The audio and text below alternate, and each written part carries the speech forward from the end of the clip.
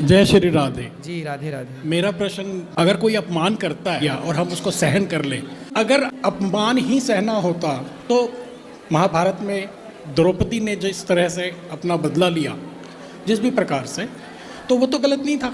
सही है। फिर हम क्यों भगवान बने, हम क्यों महाराज बने? तो हम कानून के डर से बैठे रहे। 14 साल हमने अपने घर पे खिलाया जिसने हमारा नमक खाया। हाँ, और उसी ने अपमान किया। उसने अपमान किया। हाँ, और वो अपमान करके चला गया। हाँ। तो ये बताओ कि उसने अपमान करके क्या पा लिया? बहुत कुछ पा लिया, हमारा धन ले गया। तो धन ले गया तो उसके लिए आप कानूनी कार्रवाई करिए ना। धन कैसे ले जाएगा आपका? चोरी कैसे करेगा? एक्चुअली आपको पता ही है, कानून हमारे देश में थोड़ा सा वीक है, वो थोड़ा देखो सा कमजोर है। वो आपको उसकी लड़ाई लड़नी चाहिए कि आप धन कैसे ले गए। लेकिन रही बात अपमान की, जैसे कि आप मेरे साथ 14 साल से हैं, कहते हैं जो प्रतिपालें वही नरेशा। आपके घर का जो व्यक्ति है वो आपका पुत्र है, वो आपके बेटे के समान है। जो रोटी देता है ना वो पिता के समान हो जाता है। वो तो नहीं माने ना, जिस थाली में खाया उसी थाली में छेद ये किया तो ना। देखो नमक हरामी है। नमक हरामी तो नमक हरामी वो कर रहा है, हाँ जी। तो क्या उसकी तरह बिहेव आप भी करने लग जाएंगे? नहीं, उसने किया ना वो गलत था, लेकिन आपके घर की 14 साल तक उसने रोटी खाई, माना की, ठीक है। तो आप कौन हो गए? उसके पिता। अब पिता के नाते वो गलती किया तो आप बिल्कुल उसके बारे में बुरा ना सोचिए, उसको जाने दीजिए, तू खुश रहे। हाँ, तूने चोरी की है तो उसका दंड उसे बिल्कुल मिलना चाहिए। आज देखो ये ईमानदार लोग नहीं मिलते।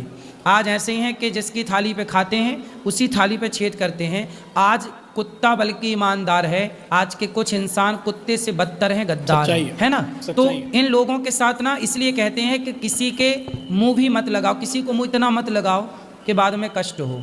उतना ही काम दो जितना वो करे, काम पे नज़र रखो कौन कैसा कर रहा है, बस वही गलती हो। और ठीक ठीक से कि आज के युग में किसी पर आप भरोसा मत करिए। आपका ज़रूरत से ज़्यादा भरोसा ही आपको नुकसान पहुंचाएगा। इसलिए रिश्ता भाई भाई का और हिसाब पाई पाई का, ये कहावत है, ये बात है। अब इसमें आपने गलती कर दी तो उसने धोखा दे दिया।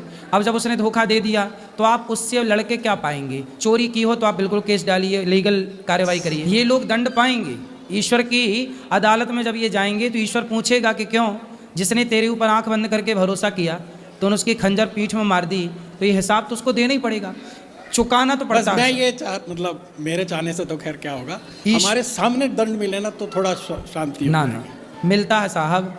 पितामह भीष्म जैसों को बाणों की सैया पे लेट के चुकाना पड़ा, बचा कौन? राम के पिता दशरथ जी तो भगवान के पिता हैं, लेकिन उन्होंने एक बेटे को मार दिया था तो उनको भी तड़प तड़प के मरना पड़ा। भगवान के बाप को भी क्षमा नहीं मिली।